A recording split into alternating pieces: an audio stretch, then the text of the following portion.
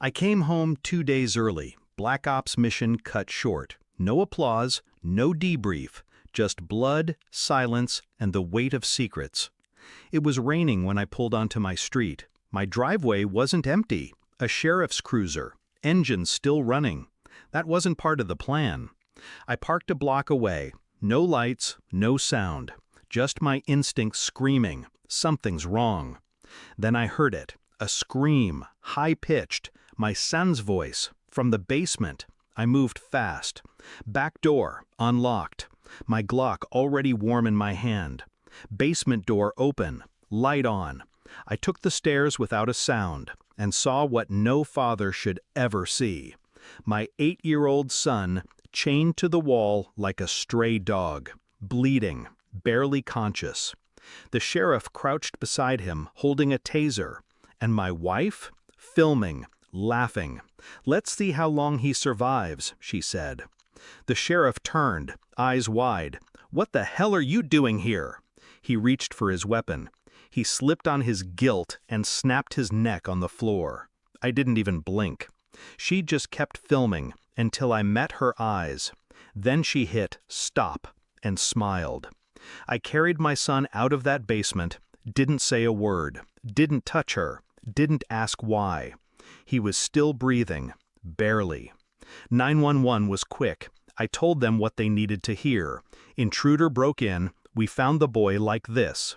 They believed me. Because I was calm. Because I've been trained to lie under pressure. But inside, I wasn't calm.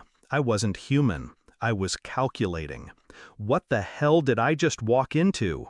Why the hell was my wife smiling? The cops took her statement. She cried on cue. Oscar-worthy. The medic said he'd survive. But survival doesn't mean healing.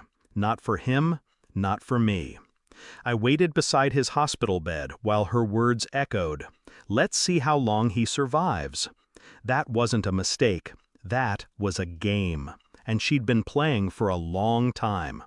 The cameras were wiped. She thought she was smart. But I built that system. What she didn't know, I installed cloud backups, encrypted, military grade.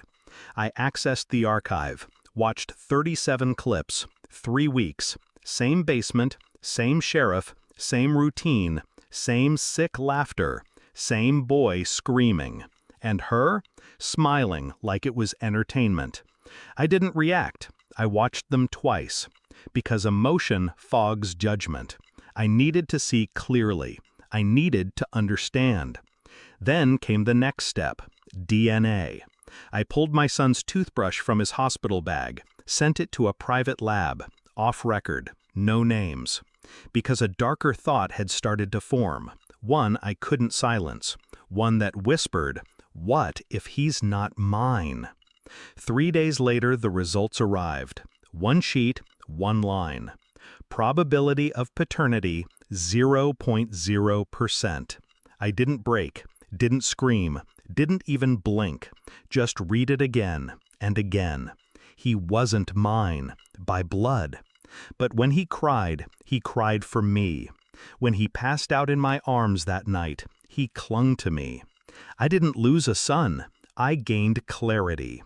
I went home. She was in the kitchen. Same wine, same arrogance. I handed her the envelope. She read it, didn't react, just said, "You always had to know, didn't you?"